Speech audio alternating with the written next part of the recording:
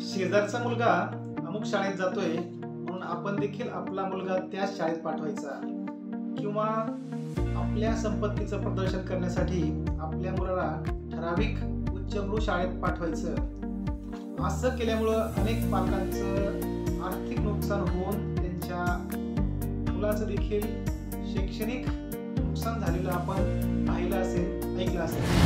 नमस्कार, माझं नाव रमेश दरेकर, मी माध्यमिक शिक्षक आहे आणि आज आपण विद्यार्थ्यांना योग्य शाळा कशी निवडावी याबद्दल थोडक्यात माहिती पाहणार आहोत। अनेक पालक आपल्या मुलासाठी मुलीसाठी शाळा निवडताना खूप गोंधळलेले दिसतात। अनेक पालकांना चांगली शाळा म्हणजे काय हे देखील माहीत नसतं। त्यांचा शेजारचा अमुक शाळेत जातोय म्हणून आपण त्या शाळेत पाठवून द्यायचं, किंवा मुलगा म्हणतोय, त्याचे मित्र म्हणतात म्हणून आपण त्या शाळेत पाठवायचं, किंवा आपल्याकडे पैसे आहेत म्हणून आपण महागड्या शाळेमध्ये पाठवायचं। असं अनेक पालक सर्रास करताना दिसतात, परंतु याचे दुष्परिणाम हे काही दिवसात त्या पालकाला भोगावे लागतात। त्यामुळे योग्य वेळी योग्य निर्णय घेतला तर हे दुष्परिणाम पालकाला भोगण्याची गरज पडणार नाही। तर आज आपण योग्य शाळा कशी निवडावी, how to choose best school for your child, हे या व्हिडिओच्या माध्यमातून पाहणार आहोत। आपल्या मुलासाठी शाळा निवडण्यासाठी सगळ्यात पहिला मुद्दा म्हणजे शैक्षणिक गुणवत्ता। त्या शाळेमध्ये शिक्षकांची गुणवत्ता, त्याचबरोबर विद्यार्थ्यांना परीक्षेत पडलेले मार्क्स किंवा इत्यादी गोष्टी शाळेमध्ये आपल्या विद्यार्थ्याचा प्रवेश करण्यापूर्वी तपासल्या पाहिजेत। त्यानंतर दुसरा मुद्दा, शाळेचे वातावरण। ज्या शाळेमध्ये आपला मुलगा किंवा मुलगी शिकणार आहे त्या शाळेचं वातावरण म्हणजे स्वच्छता, प्रसन्न आहे की नाही हे तपासलं पाहिजे। तिसरा मुद्दा आहे शाळेचे स्थान। अनेक विद्यार्थी आपल्या शाळेपासून अगदी LKG UKG चे विद्यार्थी शाळेपासून 20-30 किलोमीटर पर्यंत बसने शाळेमध्ये जातात। जरी पण घरापासून बस असली तरी देखील हे विद्यार्थी प्रवासाने खूपच थकून जातात आणि संध्याकाळी अभ्यासाच्या वेळी त्यांना कंटाळा येतो, त्यांचं शरीर थकलेलं असतं आणि त्यांना झोप येते। त्याच्यामुळं दूरच्या शाळेत जाण्यापेक्षा आपल्या घराजवळ जर चांगली शाळा असेल तर तिला प्राधान्य दिलेलं कधीही पण चांगलं। ही शाळा कशी निवडायची याच्याबद्दल आपण आणखीन पुढील मुद्द्यांद्वारे पाहणार आहोत। शक्यतो जर आपल्या घराजवळ शाळा असेल तर त्या शाळेमध्ये बाकीच्या आवश्यक गोष्टी मुद्दे असतील तर नक्कीच त्या शाळेमध्ये प्रवेश निश्चित केला पाहिजे। त्यानंतर शाळेच्या सोयी सुविधा, फॅसिलिटीज।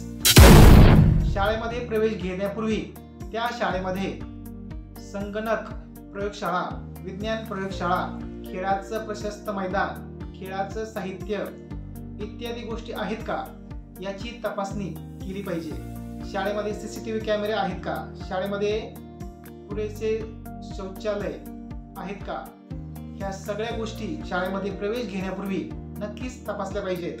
शुल्क रचना, शाळेची फीज आपल्या बजेटनुसार आहे का हे नक्की तपासलं पाहिजे।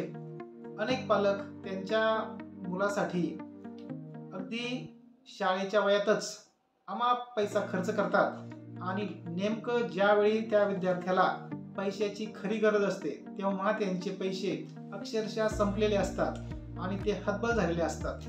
तेव्हा शक्यतो शाळेसाठी कमीत कमी फीज असणारी शाळा निवडावी।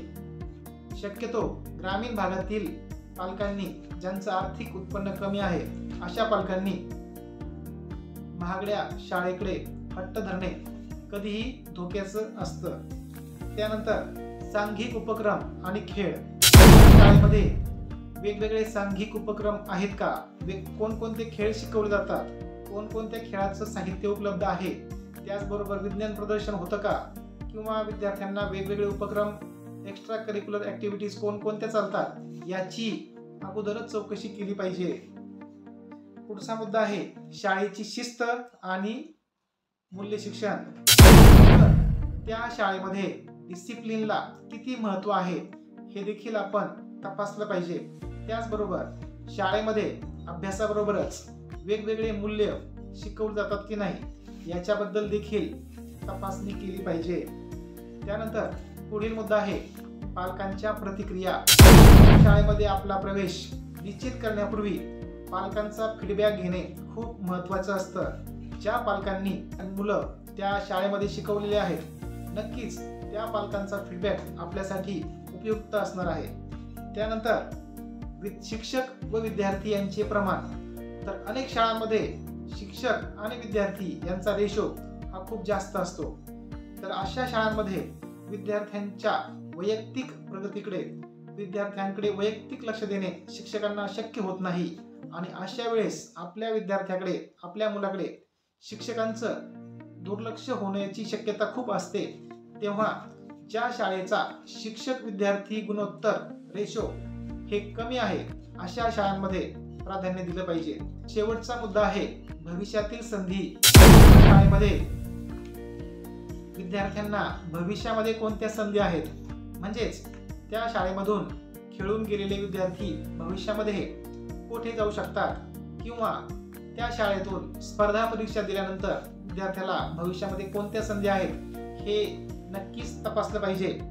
आणि या सगळ्या गोष्टी जर आपण एकत्र करून विद्यार्थ्याच्या प्रवेश घेण्यापूर्वी याचा विचार केला तर नक्कीच विद्यार्थ्याला तुम्ही योग्य शाळेमध्ये प्रवेश घ्याल याची खात्री आहे। व्हिडिओ आवडला असल्यास व्हिडिओला नक्की लाईक करा, काही शंका असतील तर कॉमेंट करा आणि यापुढे देखील अशाच प्रकारचे नवनवीन शैक्षणिक व्हिडिओ पाहण्यासाठी हा चॅनल नक्की सबस्क्राईब करा। जय हिंद।